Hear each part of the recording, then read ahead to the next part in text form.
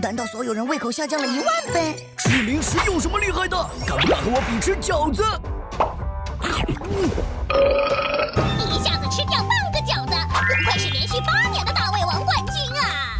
我咬破一点饺子皮就已经吃撑了，哈小狼这次输定了。就这些？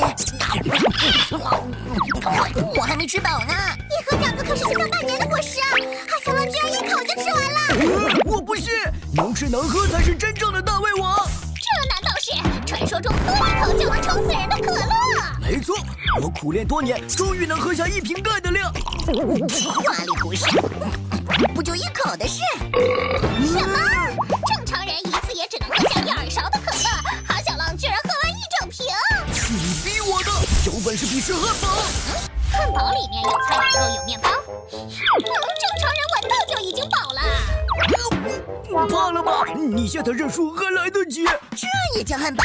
让你见识一下什么才叫真正的巨无霸！嘿嘿。